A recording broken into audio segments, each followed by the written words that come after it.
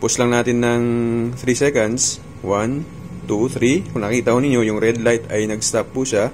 So, bitawan natin.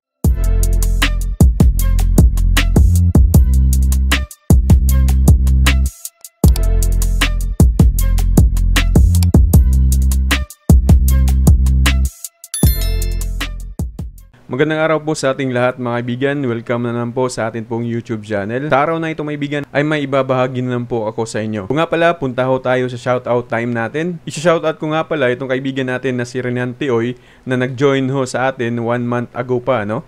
Pero kahit isang lamang po yung atin pong member ay talagang masaya na din po ako doon. Kaya i-shoutout ko po siya, kaibigan natin na si Renan Tioy. Kung gusto nyo pong magpa-shoutout mga kaibigan, simple lamang po yung paraan natin pong gagawin. Click lamang po ninyo ang join button na ito at piliin lamang ho ninyo kung saan po nyo gusto na isuporta dito po sa atin pong YouTube channel. At mga kaibigan, kung kayo po ay baguhan pa lamang sa atin pong YouTube channel, again, huwag po nyo kaligtaan na mag-like ng ating video, mag-share ng ating video, ng ating pong notification bell, para pa po sa susunod na atin pong mga video tutorial. So simulan na po natin mga kaibigan yung pong ibabahagi ko po sa araw na ito. Tara! Mga kaibigan, ito na po yung custom board, no? Separate custom board para sa ating piso Wi-Fi na binahagi ho sa atin ng developer po ng Easy Wi-Fi. Shoutout nga pala kay Sir Erwin, ano? Siya po yung developer ng Easy Wi-Fi software. So salamat at nabigyan ho tayo ng pagkakataon na i-testing po yung kanyang nagawang custom board mga kaibigan. So pagdating pa lang sa akin, ito po ay talagang napaka-safety kasi nakabalot pa po ito ng bubble wrap tapos nakalagay pa siya sa transparent na plastic box mga kaibigan. So hindi talaga masisira sa biyahe. Yun pong inyong mabibili na custom board ho. Sa pagtingin ko lang pa lang, kung titingnan mo yung custom board ay talagang napakatibay at talagang trusted ka talaga maibigan sa board na ito na ating gagamitin at talagang safe na safe po siya. So talagang kakaiba po siya sa ibang custom board mga kaibigan. Ang maganda kasi dito mga kaibigan ay meron na pong naka-indicate po dyan na mga nakasulat po dyan kung saan po natin ilalagay yun pong atin pong mga wirings, ano? Meron po dito na for lead coin, ito naman para sa coin relay, dito naman para sa fan, at saka dito po yung wire para po sa coin slot mga kaibigan. Talagang napakasimple at napakadali lamang po siyang i-install. O nga pala, maganda talaga itong separate na custom board para sa ating piso Wi-Fi para mismo doon sa board na ating gagamitin ay makikita ho natin yung lights indicator kasi nakakatulong po yun para makita natin kung goods pa ba yung ating pong main board mga kaibigan. Kasi kung nakapatong po siya tapos hindi natin makikita yung baba yung sa main board natin, minsan doon ho tayo mahihirapan. Maganda din po yung idea na separate po siya, yung custom board, para makita natin yung main board or di kaya malinisan ho natin siya. Tingnan nyo po maibigan, sa actual ay napakaganda at napakatibay ho talaga. At hindi na rin po kayo magkakaproblema kapag nalimutan ho ninyo yung password ho ninyo sa inyo pong piso Wi-Fi. Kahit beginner lamang ho kayo at wala ho kayong alam, ipupush lamang yung button mga kaibigan. Ipakita ko sa inyo mamaya yung actual video kung paano natin siya gawin. Kasi kadalasan, yun yung problema ng ating mga kaibigan dyan na wala talagang idea, no? Na mag-reflash ng ating SD card kapag nalimutan nila yung mga password ho nila. So sa ganitong custom board ay napakadali na i-push button lamang natin dun sa OP board or dun po sa main board ho natin at mapapalitan na po siya ng default admin mga kaibigan at mapasok na po natin yung pong atin pong piso Wi-Fi. So saan po ba natin siya mabibili? Syempre may link ho tayo sa baba ng ating video na sa description mga kaibigan, bisitahin nyo lamang po. At take note mga kaibigan, dapat gagamit ho tayo ng original SD card para wala pong error or problema yung pong atin pong mararanasan. So yung original na SD card mga kaibigan na atin pong gagamitin ay meron din po akong link sa baba ng atin pong video para po kayo ay makabili ho ng original na SD card mismo. At take note din po mga kaibigan, kapag bibili ho kayo ng DIY custom board na ganito, syempre pag may mga error po o di kaya ay magkamali ho tayo sa atin pong paglalagyan ng mga butas po dyan kasi po sa sobrang excited minsan or posible na masisira po yung main board ho natin or di kaya yung atin pong custom board. So yun pong tandaan natin, dapat sa pag-set up ho natin or pag-install ho natin ng mga wirings natin, talagang nababasa ho natin or binabasa ho natin yun pong mga butas dito bago ho natin ilagay or bago ho natin i-switch on yun pong atin pong bagong build na piso Wi-Fi mga kaibigan. Kasi sigurado naman po ako na tested po yung custom board before po ito ipapadala at ganun din naman po yung Orange Pi board mga kaibigan. Yun nga lang, naging normal lang po yun sa mga bagong mga builder kasi nga hindi pa po sila kabisado sa mga wirings na kanilang gagawin. Kaya po, pag bibili ho tayo, dapat sigurado ho tayo na alam ho natin yung atin pong ginagawa. Kasi yung developer nitong custom board ay hindi po kayo i-guide, hindi po kayo i-support sa buong piso Wi-Fi wiring nyo po maibigan. Kasi DIY ho ito. At wala pong kasalanan yung pong nagbebenta nitong custom board kapag kayo po ay nagkakamali. Mag-message lamang po kayo kung kayo po ay ma-replyan, swerte. Pero kung hindi naman po, pasensya na lamang po mga kaibigan. Kaya again, make sure na alam nyo po kung paano po gamitin yung custom board, at para malaman ho ninyo, sundan ho ninyo yung video o diagram na ipapakita ko po sa inyo. So yun lamang po mga kaibigan, tara, punta tayo sa diagram at ipapakita ko po sa inyo. Dito po mga kaibigan sa diagram po ng Easy Wi-Fi software na pinakita sa atin ng developer na si Sir Erwin. So makikita nyo po yung custom board dito is meron na po siyang naka-indicate na mga pangalan na kung saan dyan natin ilalagay. Ito pala ay pwede sa Orange Pi PC, Orange Pi 1 at saka sa Raspberry Pi 3, 4. So ganito lamang po mga kaibigan. Nakikita nyo po dito, meron po kasi itong libreng JST na ipapadala sa atin kapag tayo po ay bibili. So yung JST, yung dalawang JST dyan, ipapakita ko lamang po sa inyo mamaya yung actual. So dito banda ay lagyan nyo po ng coin lead. Nun pong mag-i-insert si customer na iilaw po siya. Pagkatapos nyan is mag-o-off po yung lead dyan, yung coin lead dyan. Tapos dito naman po sa power lead, tuloy-tuloy po yan. Yun pong nilalagay natin sa atin pong coin slot na RGB lead, So dyan po natin ilalagay yan. Hindi po yan ma-off mga kaibigan. Tuloy-tuloy po yung ilaw nyan. Dito banda, ito yung 12 volts natin. So recommended po siya sa 5 ampere. Tapos dito naman, may naka-indicate din na 12 volts for fan.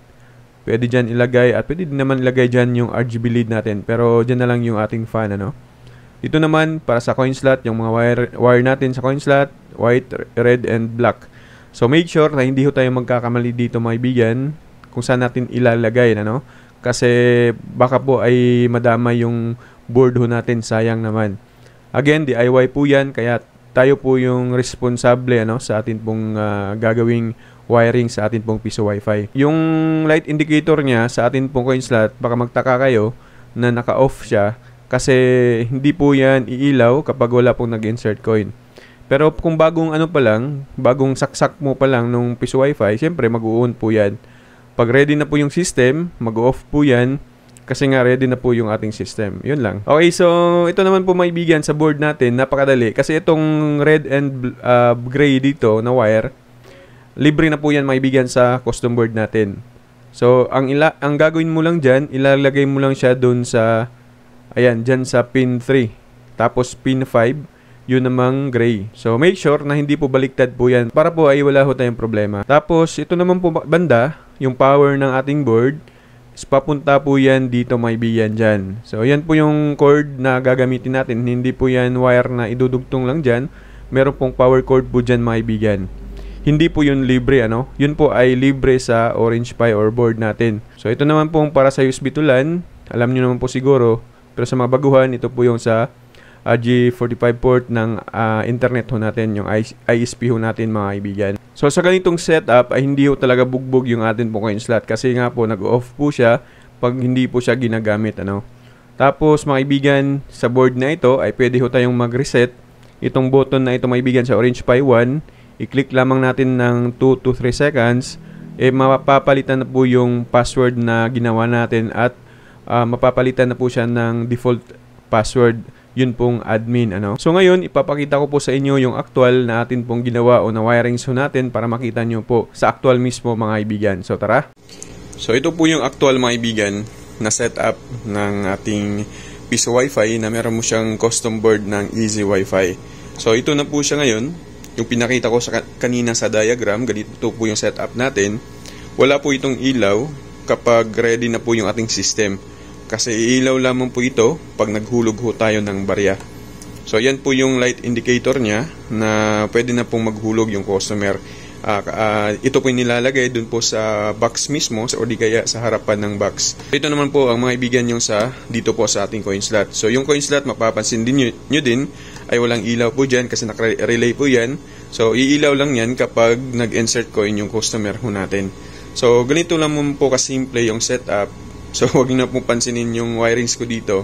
Kasi pag nilagay po natin to sa box ay talagang mas malinis po yan, ano. So, temporary lamang po, yun pong aking pinapakita sa inyo. Normal lang yan na may red blinking yung pong easy Wi-Fi. Napakadali talaga ng setup sa ganito pong setup, mga kaibigan. So, ngayon, ipapakita ko sa inyo yun pong pag-reset ng button, itong button na ito, para mag-change password ho tayo. O di kaya ay ma-refresh po yung password natin na nalimutan ho natin.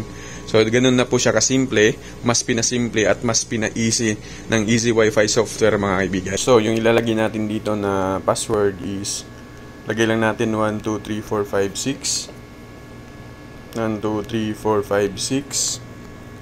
So, save changes lamang po natin. Ayan, update na po, mga kaibigan. So, magla-log out lang muna tayo. Lagay natin yung default password niya, admin.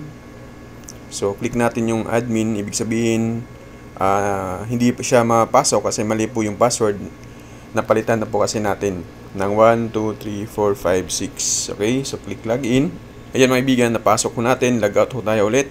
At try natin, mga kaibigan, na i-reset. Gamit lamang yung button po ng Orange Pi, yung board ho natin.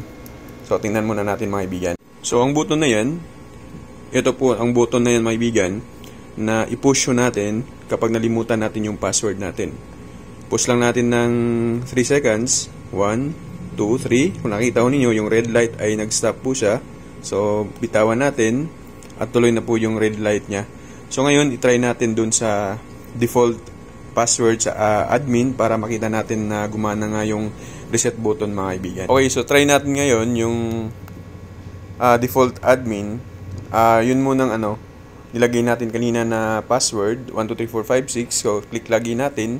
So, wrong password na po siya, mga kaibigan. Default to tayo, admin. Click login. So, ayan, mga kaibigan, nakita nyo po, na-reset po yung password na nilagay natin kanina.